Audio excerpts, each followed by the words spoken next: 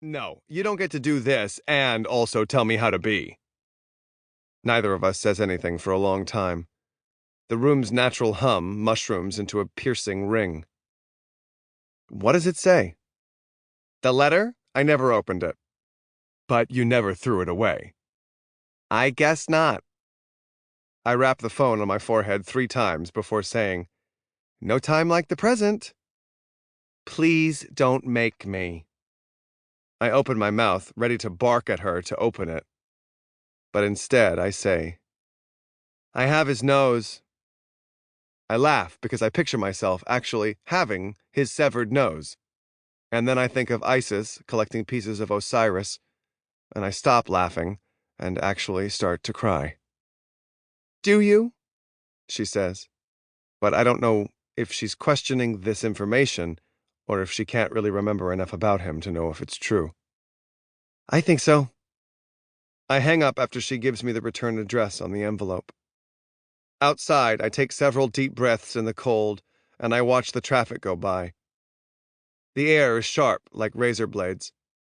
My sweatpants and t-shirt provide little warmth, but I lean on the railing until I spot a car with one headlight out and feel I've seen enough to go back inside. I pour the rest of the wine down the sink and take a hot shower. Afterward, I flop on the bed in only a towel and flip through the TV channels until I've watched every station at least 3 times. I turn the TV off and study Frank's address. Milner Avenue, named perhaps after the people who make hats? The Latin speaker and the hat maker. No, wait, that's milliner. In the morning, I drive from Oneonta to Syracuse. It takes 2 hours and 13 minutes. I stop at a AAA and ask for a map, and even though I'm not a member, they take pity on me. It doesn't take long to find Frank's house, although I pass it without meaning to and have to throw the car in reverse, parking across Milner Avenue to get a good hard look. The house is brick, small, with a red door. The driveway is plowed, and there are burlap bags over what I imagine are rose bushes under the front windows along the walk. Icicles hang over the front door, which seems dangerous.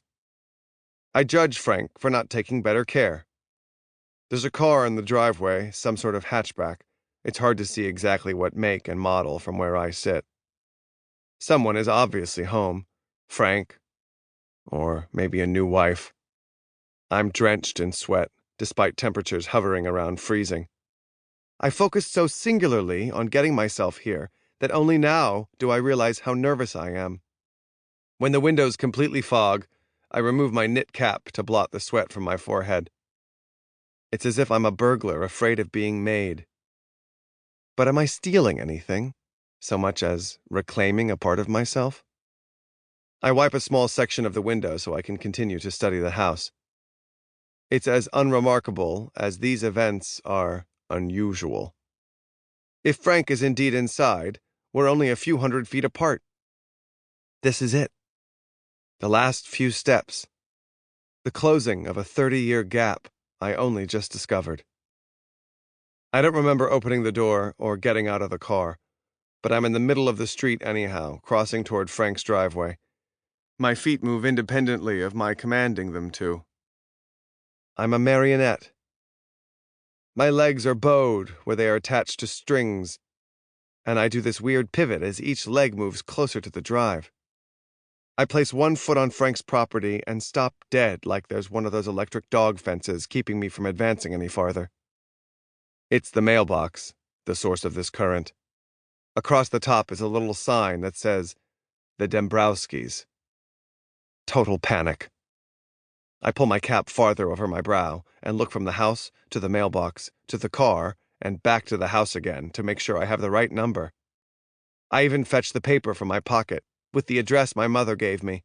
I wrote it down 3 times, once for each time I made her repeat it.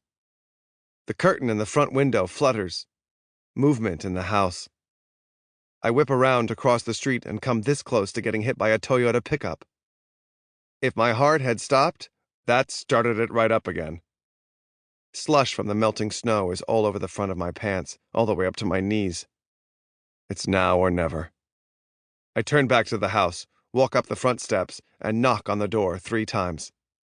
I live a lifetime in the 30 seconds it takes for